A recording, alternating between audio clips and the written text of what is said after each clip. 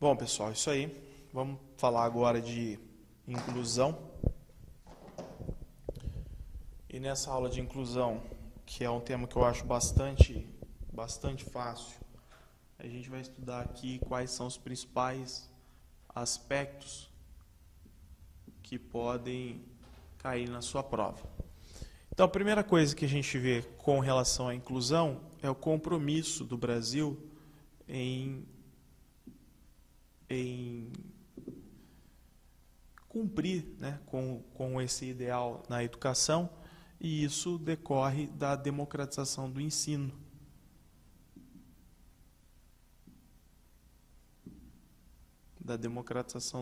Visto que o Brasil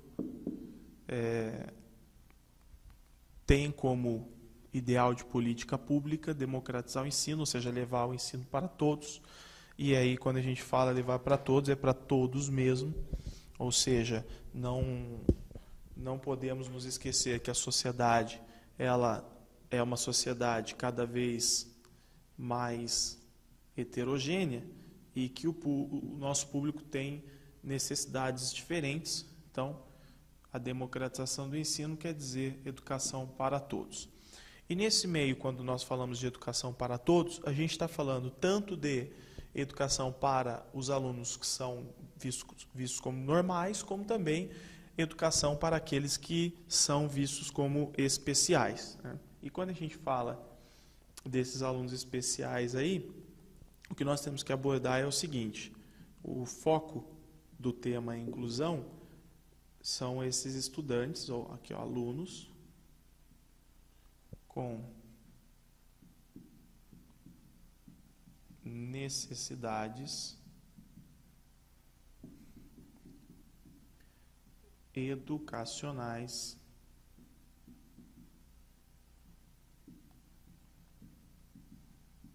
especiais, tá? Então, alunos com necessidades educacionais especiais. A gente tem algumas bases aqui que levaram o Brasil a começar a se preocupar com o atendimento a esse público, né, a esses alunos com necessidades educacionais especiais.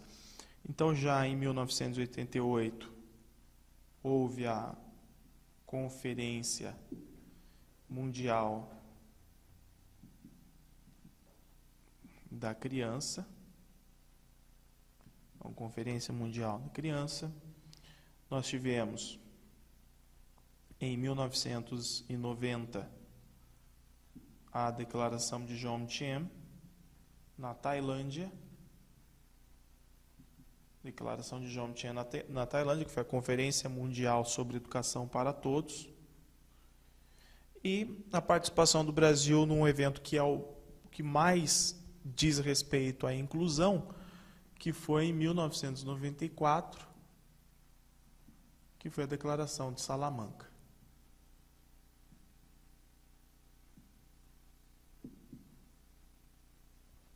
Declaração de Salamanca. Nesse caso aqui, pessoal, a gente tem um foco nos alunos, na inclusão dos alunos com deficiência, tá?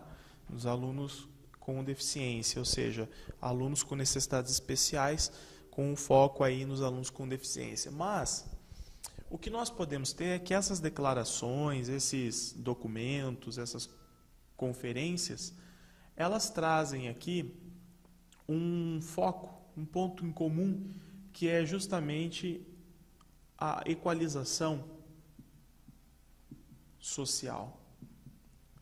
Ou seja, é atender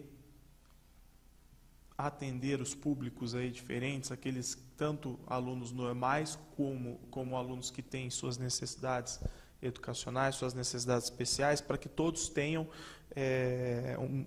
uma vida digna, para que todos tenham oportunidades de crescimento, obviamente que levando-se em consideração suas limitações e seus aspectos aí de vida.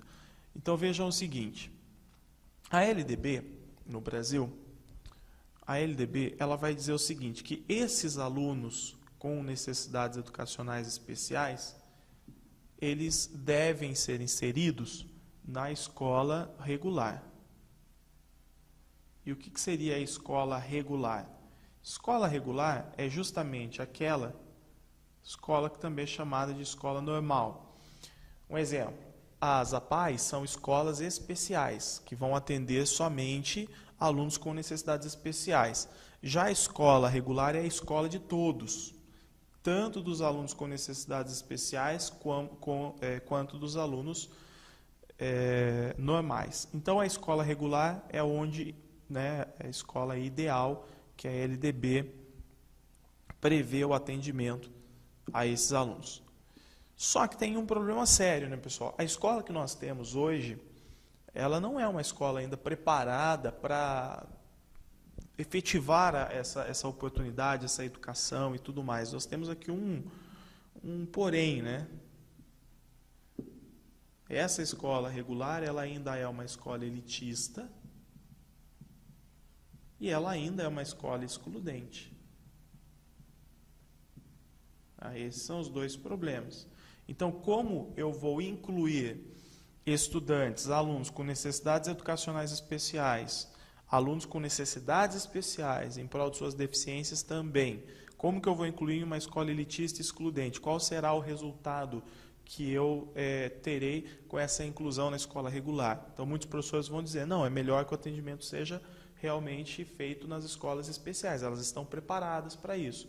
Mas, como nós queremos democratizar o ensino e tornar a escola regular a verdadeira escola de todos, então o desafio agora acaba sendo tornar essa escola regular uma escola de inclusão.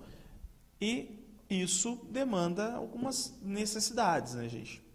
Que envolve tanto a estrutura do Estado, a escola, enquanto instituição, como também o papel do professor. Então, vejam o seguinte, para nós incluirmos, vou colocar como observação, para que a escola seja uma escola inclusiva, então eu não posso entender que a inclusão seja meramente efetivada por leis ou por modas. Tá? Então, vamos colocar essa observação aqui, ó. A inclusão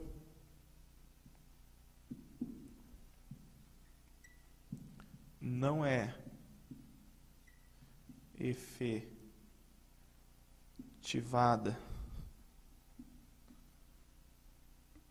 meramente por leis ou modismos.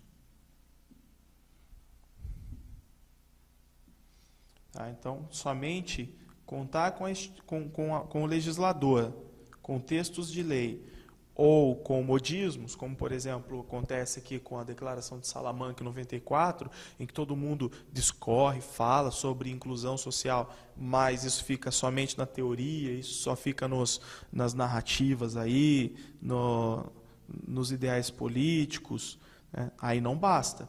Por isso que a inclusão, como eu coloquei, a inclusão não é efetivada meramente por leis ou modismos. Então, ela é efetivada pelo quê? Ela deve ser efetivada por processos. Então, são os processos que levam à inclusão. Dentro dos processos, pessoal, nós temos as ações, nós temos as intenções,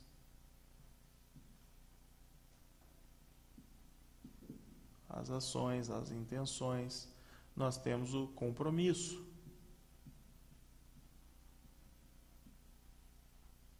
Então, essa é a questão. A questão é fazer com que a política inclusiva seja realmente efetivada. Então, o professor, obviamente, que junto com a escola, ele não vai ter como simplesmente teorizar, ele não vai ter como simplesmente citar textos de lei ou a Declaração de Salamanca. Ele vai ter que criar ações muito bem intencionadas, em que todos os professores possam participar disso, toda a comunidade. Inclusive, eu vou colocar aqui que faz parte desse processo também, o diálogo entre, também faz parte, melhor, vou colocar aqui mesmo, ações, intenções, compromisso, diálogo entre os docentes, que vão juntos os professores irão discutir sobre o que pode ser feito para incluir, diálogo entre professores, vão tentar encontrar medidas, planejar eventos, o trabalho curricular, práticas e tudo mais. Então, ações, intenções, compromisso, diálogo entre os professores. A gente também tem que ter aqui a inclusão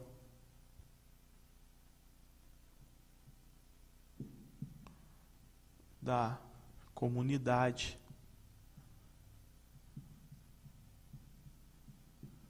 e da família.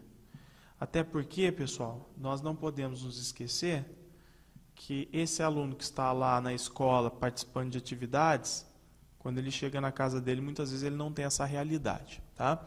E ao não ter essa realidade, a escola de repente está realizando um trabalho com esse aluno pela manhã e esse trabalho está sendo desfeito no decorrer do dia porque a família não tem estrutura para atender o jovem, o menor, a criança, o adolescente como ele precisa, né? Dentro das suas limitações, das suas necessidades.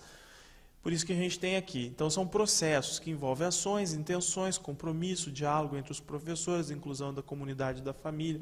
São esses os processos que vão realmente efetivar a inclusão. E aí a inclusão ela vai ocorrer por meio da integração. Tá? Então, sem integração, participação, o aluno que está dentro da sala de aula, ele é só um espectador. Então, se eu não realmente integrar esse aluno ao grupo, fazer ele participar das atividades com os demais alunos, para que haja uma unidade cultural dentro da escola, envolvendo tanto os alunos com necessidades especiais como os alunos normais, ou seja, o reconhecimento, a valorização do ser humano enquanto ser humano, para que os estudantes normais também compreendam que a diversidade ela é inerente à vida humana. Nós não tem como nós vivemos todo mundo igual, sendo produzido como produção em série, como se fossem robôs. É óbvio que nós somos diferentes. E nós somos diferentes em todos os aspectos, inclusive a ponto de termos pessoas que nascem com deficiências físicas, ou que nascem, ou que possuem socialmente deficiências em prol da sua condição social. Faz parte da natureza humana. A diversidade está dentro da realidade humana. E o aluno ele tem que compreender isso. E para nós conseguirmos efetivar essa inclusão, então a interação e a participação são fundamentais. Então eu volto a dizer, por isso que se o meu aluno for simplesmente incluso, colocado para assistir aula dentro de uma sala de aula, mas sem participar efetivamente das ações escolares e sem estar inserido ao grupo, então ele é um mero espectador. Não está havendo aí inclusão. Aliás, vejam o seguinte. Quem é esse aluno, né, com necessidades? Quais são os estudantes? Vou colocar aqui, ó, quais são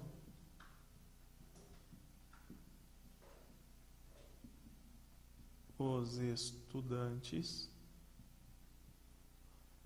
com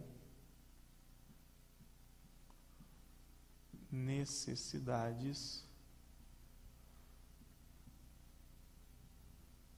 educacionais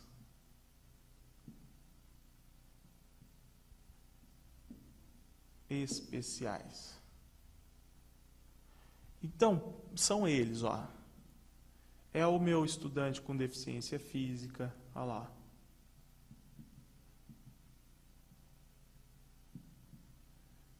Seja ela visual, auditiva, motora.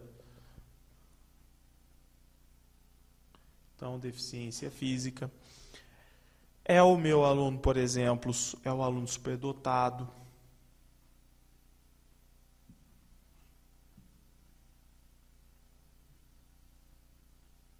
É o aluno superdotado.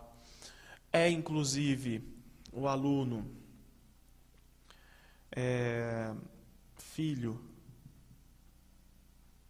de pais alcoólatras,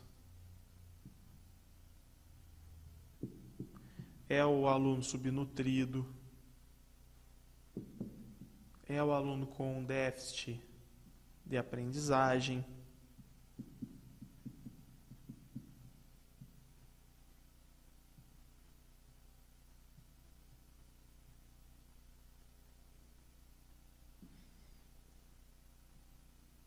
vou colocar aqui, ó, aquele aluno que é membro de grupos minoritários, como índios e ciganos.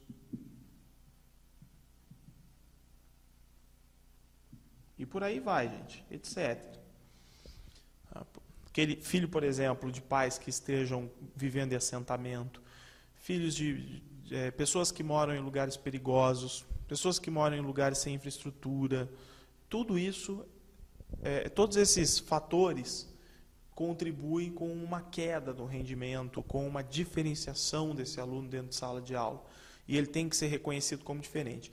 Então, aqui ó, eu tenho deficiência física, superdotado, essa deficiência auditiva, deficiência visual, deficiência motora. Ali eu tenho um problema biológico. Mas aqui, filho de pais alcoólatras, subnutrido, déficit de aprendizagem e tudo mais, isso é gerado também por aspectos sociais, né, pela carência do indivíduo. E aí, para nós cuidarmos desse aluno e atendermos, a gente tem aqui 4 tipos de atendimentos pela escola, né? Então, atendimentos. Então, a gente pode dar um atendimento para o aluno na sala comum, na sala comum. Como assim na sala comum? O aluno, por exemplo, surdo, ele tem o intérprete. Então, ele tem o intérprete onde? Dentro da sala comum, onde ele tem... Às vezes, o aluno que tem, por exemplo, problemas psicológicos, distúrbios, tem déficit de aprendizagem decorrente, por exemplo, de algum problema até psiquiátrico. Então, o que acontece? Esse aluno ele pode estar inserido aí na sala de aula e ter um atendimento ao lado dele, um atendimento especializado. Então a gente fala que é atendimento na sala comum, exemplo, intérprete.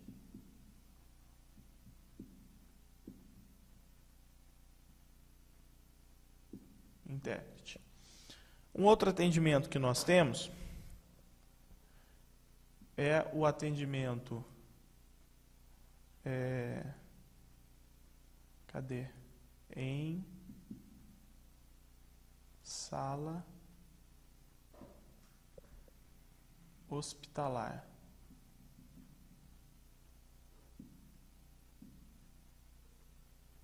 Em sala hospitalar.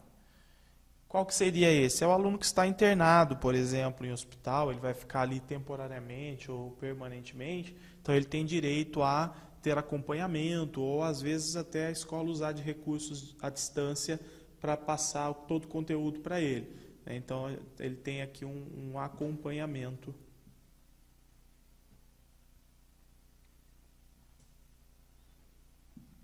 No próprio hospital. Então, é para aqueles que estejam internados, passando, de repente, por tratamento, se recuperando de alguma coisa e tal. A gente tem também a educação itinerante. A educação itinerante, gente, é aquela educação em que grupos de professores especializados atendem outros grupos de alunos que não têm acesso à educação, né? Então, ó, deslocamentos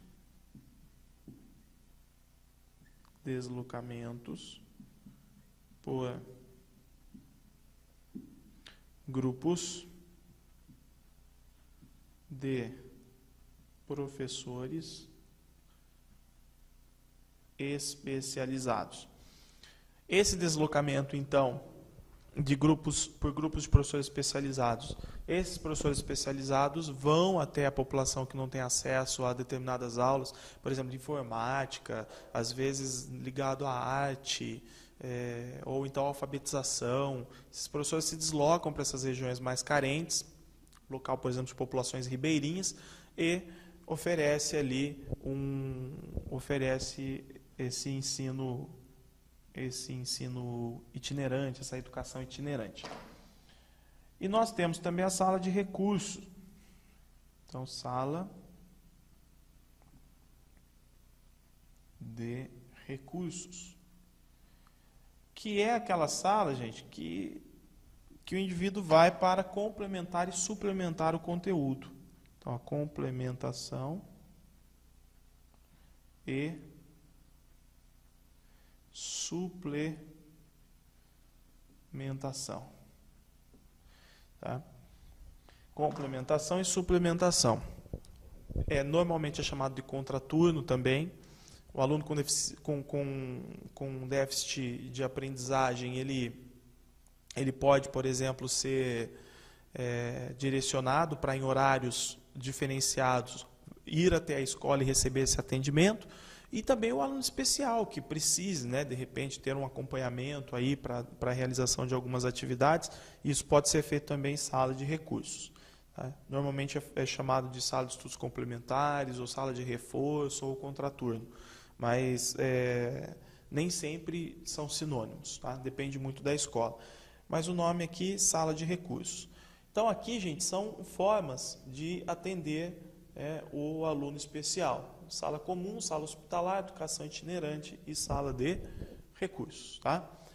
Vamos pegar desse lado aqui para a gente dar uma olhada, no que é necessário, então, para que esse atendimento seja um atendimento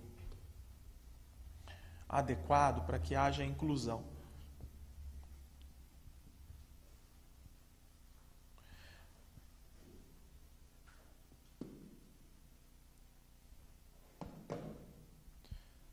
Lá no artigo 59, gente, eu não vou falar agora, eu vou falar na LDB, mas se você quiser já dar uma lida, no artigo 59 tem lá o tópico terminalidade específica.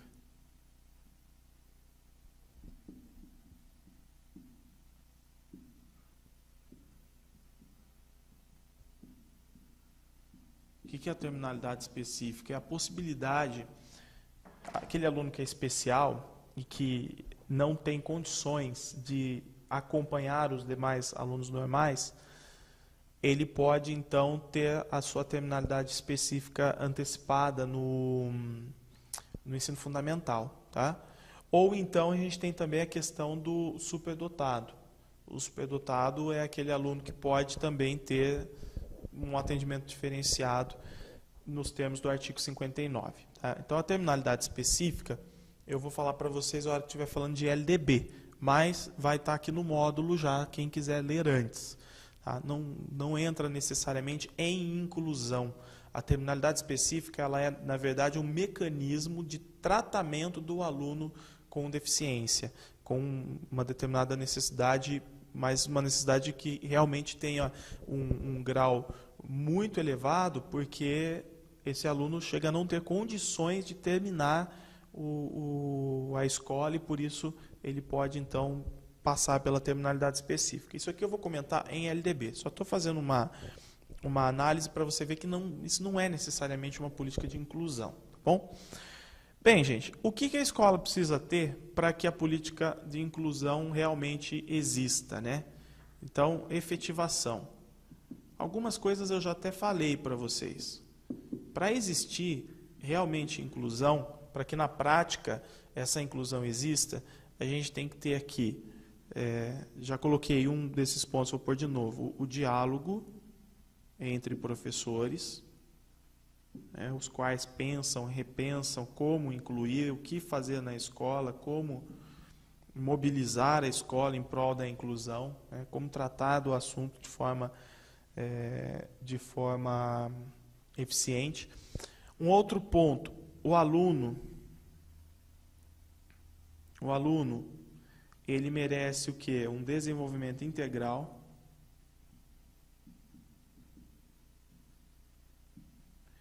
Isso quer dizer, gente, que por mais que meu aluno tenha deficiência, veja, por exemplo, quem tem síndrome de Down, Ele tem necessidades especiais? Tem. Ele tem limitações? Tem. Mas isso não quer dizer que ele não tenha condições de progredir. Ele tem condições de evoluir. Ele tem condições de aprender esporte. Ele tem condições de aprender música, arte. Ele tem condições de se relacionar, de aprender coisas sobre o cotidiano. Ele tem condições de aprender uma série de coisas, mas dentro das suas limitações. Então a escola não pode vê-lo, por exemplo, como um indivíduo limitado que não tem condições de se desenvolver. Não, não. Tem condições, sim, de se desenvolver. Então, o aluno, ele tem que ser pensado com relação ao seu desenvolvimento integral. Outra coisa, eliminação dos preconceitos. Eliminação dos preconceitos. Isso aqui também é fundamental para que não haja, inclusive, o bullying, para que não haja uma violência contra os alunos com necessidades especiais, para que eles não sejam motivo de chacotas, para que ele não seja alvo de discriminação e tudo mais. E uma coisa fundamental, que sem isso a escola realmente não consegue, que é a estrutura. Então, promoção da estrutura adequada. Promoção da estrutura